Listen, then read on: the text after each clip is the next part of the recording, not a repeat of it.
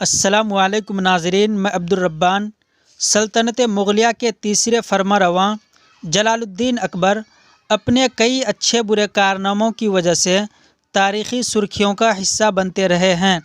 جلال الدین اکبر ہمایوں کا بیٹا تھا۔ ہمایوں نے اپنی جلاوطنی کے زمانے میں سندھ کے شہر دادو کے قصبے ہاٹ کی عورت حمیدہ بانو سے شادی کی تھی۔ اکبر اسی کے بطن سے 1542 عیسوی میں سندھ میں عمر کوٹ کے مقام میں پیدا ہوئے۔ ہمایوں کی وفات کے وقت اکبر کی عمر صرف 14 برس تھی اور وہ اس وقت اپنے استاد بیرم خان کے ساتھ کوہ شوالک میں سکندر سوری کے تعاقب میں مصروف تھے۔ والد کی موت کی خبر ملی تو بیرم خان نے وہیں اینٹوں کا ایک چبوترا بنوا کر اکبر کی تخت نشینی کی رسم ادا کی اور بیرم خان اکبر کے سرپرست بن گئے۔ تخت نشین ہوتے ہی چاروں طرف سے دشمنوں نے سر اٹھانا شروع کیا۔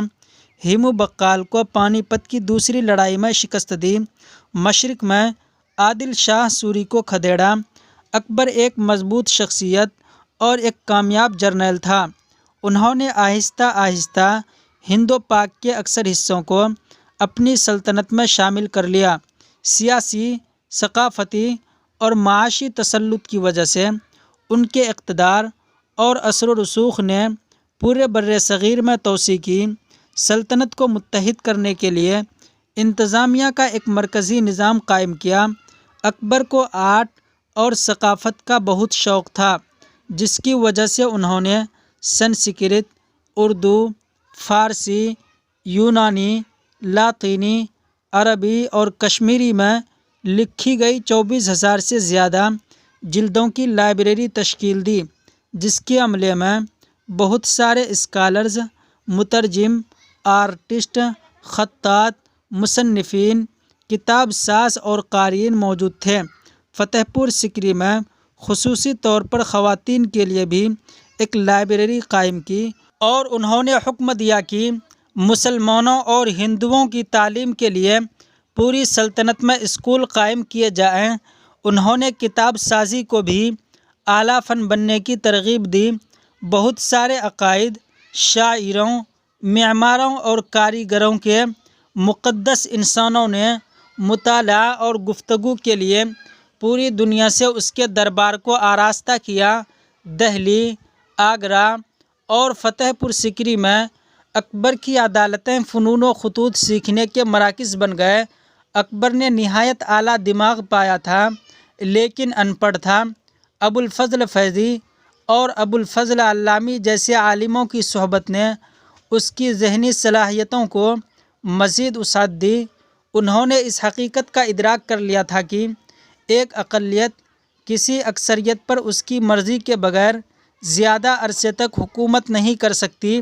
اس لیے انہوں نے ہندوؤں کی رضامندی کی خاطر ان کے ساتھ زیادہ سے زیادہ رعایت کا معاملہ کیا اور ان کے ساتھ ازدواجی رشتے بھی قائم کیے۔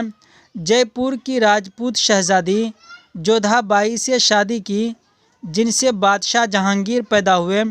جودھا بائی نے آخری دم تک اسلام قبول نہیں کیا۔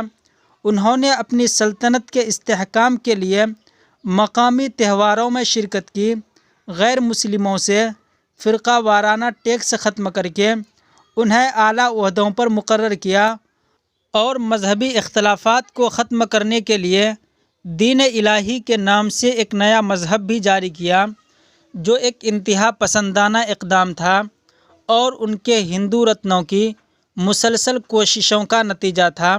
دین الہی کی وجہ سے اکبر مسلمان امراء اور بزرگان دین کی نظروں میں ایک ناپسندیدہ شخصیت قرار پایا۔ اس مذہب کا فلسفہ کچھ یوں تھا۔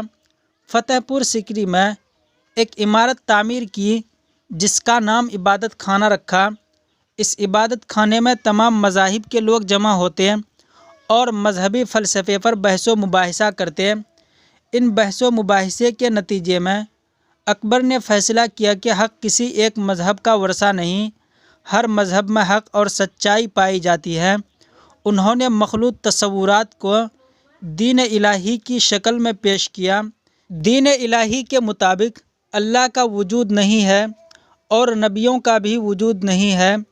تصوف، فلسفہ اور فطرت کی عبادت ہی عین مقصد ہے۔ دین الہی ایک فطری رواجوں پر مبنی مذہب تھا۔ اس میں شہوت، مکر و غرور ممنوع تھا۔ محبت و شفقت اور رحیمیت کو ترجیح دی گئی تھی۔ جانوروں کو غذا کے طور پر بھی کھانا ممنوع تھا۔ نہ تو اس کی کوئی مقدس کتاب تھی اور نہ ہی کوئی مذہبی رہنما اور نہ ہی اس کے کوئی وارث۔ اس نئے مذہب کو شروع میں صرف 19 لوگوں نے اپنایا، لیکن ان کی بھی تعداد رفتہ رفتہ کم ہو گئی۔ آخری دم تک صرف بربل اس کے پیروکار رہے۔ اس مذہب کو قائم کرنے کا مقصد صرف تمام مذاہب والوں کو یکجا کرنا اور ان کے درمیان ہم آہنگی پیدا کرنا تھا۔ اکبر کے مطابق دین اسلام، ہندو مت، مسیحیت، سکھ مذہب اور زرتشت مذاہب کے عمدہ اور خالص اصولوں کو اکٹھا کر کے ایک نیا دینی تصور قائم کرنا تھا، جس سے رعایا میں نا اتفاقیاں دور ہوں اور بھائی چارگی قائم ہو سکے۔ اکبر کے دور حکومت نے ہندوستانی تاریخ کو کافی متاثر کیا۔ اس کے دور حکومت میں مغل سلطنت جسامت اور دولت میں 3 گنا بڑھ گئی۔ شہنشاہ اکبر کے اہم درباریوں میں وہ نورتن بھی شامل تھے، جو منصب وزارت پر فائز تو نہ تھے، لیکن بادشاہ کے جلوت و خلوت کے شریک اور مشیر کار تھے۔ ان کے نام ہیں راجہ بربل، ابو الفضل فیضی، ابو الفضل علامی، تان سین، عبد الرحیم خان خانہ، یہ وزیر بھی تھے۔ راجہ مان سنگھ، ملا دو پیازا، راجہ ٹوڈرمل، یہ وزیر بھی تھے۔ مرزا عزیز کوکلی تاش۔ اکبر کی وفات پیچس کی وجہ سے 13 اکتوبر 1605 عیسوی کو آگرہ میں ہوئی۔